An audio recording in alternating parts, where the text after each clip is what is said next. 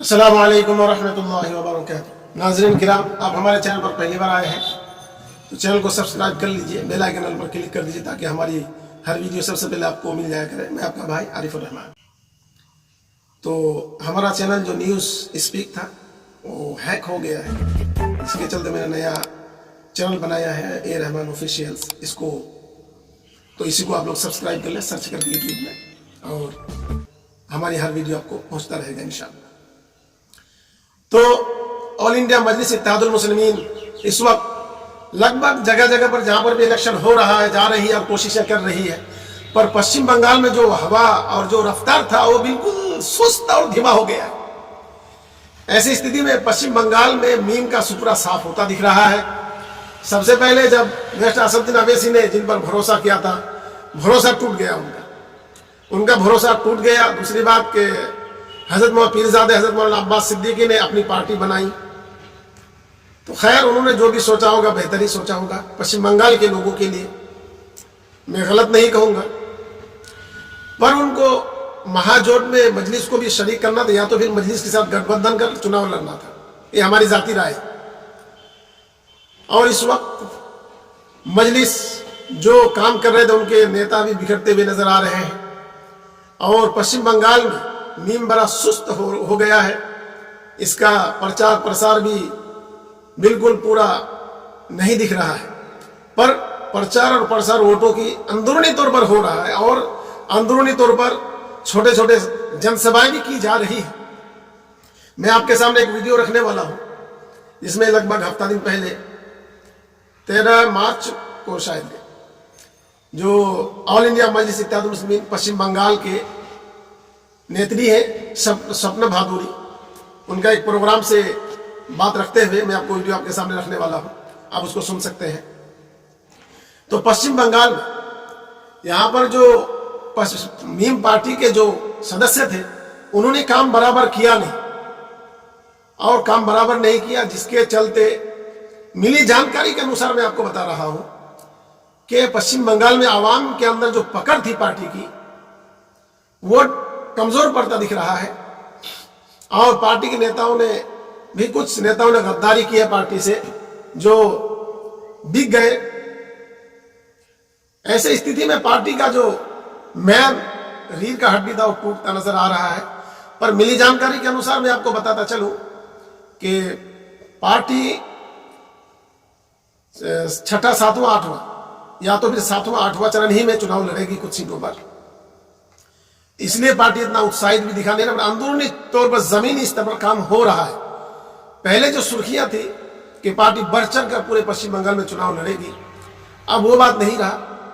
अब बस विशेष कर कुछ सीटों पे चुनाव लड़ा जाएगा, जो 6ठा 7वां 8वां चरण ही में चुनाव लड़ा जाएगा, और बहुत जल्द उनका जो है नॉमिनेशन भी ऐलान कर दिया जाएगा, कैंडिडेटों का घोषणा कर दिया जाएगा। पर इस वक्त पश्चिम बंगाल में मीम बहुत कमजोर होता दिख रहा है। वहीं पर मजलिस आंध्र प्रदेश में जहां 7 सीटों से जीत कर आई है, कैराना में 2 सीट जीती है, और अंदुपुर में आधुनी में 2 सीट जीत कर आई है, और हिंदूपुर में विशेषकर 3 सीटों से जीत कर आई है। तो आंध्र प्रदेश में टोटल 7 सीटें जीत कर आई है। तो जो बहुत बड़ी कामयाबी है, जहां पर जो ही जो है इलेक्शन लड़ा गया, तैयारी भी ज्यादा नहीं की गई, मगर एकदम ही से थोड़ी मेहनत ही से 60 सीटें जीत कर आना जो बहुत बड़ी बात है, पार्टी के लिए बहुत बड़ी कामयाबी है। और इस वक्त मजलिस के सुप्रीमो बैरिस्टर असदुद्दीन अवैसी तमिलनाडु में है। तमिलनाडु में AMM के और SDP ऐसे ही कुछ है 2 पार्टियां, उन लोगों के साथ गठबंधन कर अपने कैंडिडेट का ऐलान कर चुका है, और वहां पर पार्टी को मजबूत बनाने में लगी हुई है। वहां पर लगभग 3 सीटों पर चुनाव लड़ेगी। और इस वक्त पूरे पश्चिम बंगाल में मजलिस नेशनल पार्टी बनकर उभरने जा रही है, या यूं कह लें कि मजलिस नेशनल पार्टी है तो गलत नहीं होगा। जहां पर मोदी के घर में, मोदी के देश में, वहां पर 15 दिन से 24 दिन की मेहनत के बाद 24 सीटें जीत कर आई। गोधरा कांड जो वहां पर हुआ, सांप्रदायिक दंगा हुआ था, उसके वहां से मोदी जी उसके बाद सांसद में, पार्लियामेंट में प्रधानमंत्री का कुर्सी संभाले थे। उसी जगह पर मीम पार्टी ने म्युनिसिपल कॉर्पोरेशन के मेयर और उप मेयर अपना बना लिया है निर्दलीय पार्टियों के साथ मिल करके। तो जो लोग ऑल इंडिया मजलिस इत्तेहादुल मुस्लिमीन को बीजेपी की बी टीम कहते हैं, उन लोगों के मुंह पर बहुत बड़ा जोर का तमाचा मार दिया है। और मानना भी चाहिए कि ये लोग गलत अफवाह फैलाते हैं पार्टी को बदनाम करने के लिए, जबकि मजलिस एक सभी की पार्टी है, सभी जाति और को साथ लेकर सबका साथ सबका विकास की बात करती है, सबकी आवाज उठाती है। तो मजलिस को विशेषकर लोग बदनाम कर रहे हैं। तो ऐसे लोगों बदनाम करने वाले लोगों के मुंह पर तमाचा है। मजलिस चाहती तो बीजेपी के साथ या कांग्रेस को साथ लेकर वहां पर मेयर का कुर्सी में बिठा सकती थी, पर ऐसा नहीं है। वहां पर किसी को भी ज्यादा सीटें नहीं मिली। ऐसे में मीम नई पार्टी के तौर पर 8 सीटें वहां जीती और निर्दलीयों के साथ मिलकर गठबंधन कर मेयर और उप मेयर का जो है एक ही इंतखाब कर लिया और वहां पर म्यूनिसिपल पर कब्जा कर लिया। हुकूमत मीम की हो गई, मजलिस की। तो ये बहुत बड़ा तमाचा है जो सांप्रदायिकता के नाम पर पार्टी को बदनाम करते हैं। तो आप हमारा अगर वीडियो पर पहली बार आए हैं तो सब्सक्राइब कर लीजिए, लाइक शेयर तो बनता है ताकि ज्यादा से ज्यादा लोगों तक बात को पहुंचाया जा सके। तो आप हमारे साथ बने रहिए ताज़ा अपडेट के साथ। अस्सलाम वालेकुम व रहमतुल्लाहि व बरकातुहू। দেখলে খেলা হবে, ইউটিউব দেখলে খেলা হবে কেন?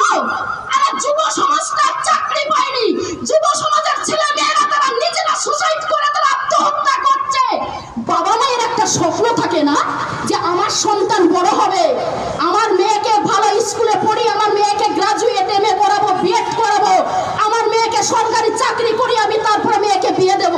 আজকে সেই সব মায়েদের চোখের জল প্রত্যেক দিন, প্রত্যেক সময়, প্রত্যেকটাই মিনিটে, ঘন্টায়, প্রতি সেকেন্ডে, প্রতি মুহূর্তে কেন পড়ছে? জবাব দাও।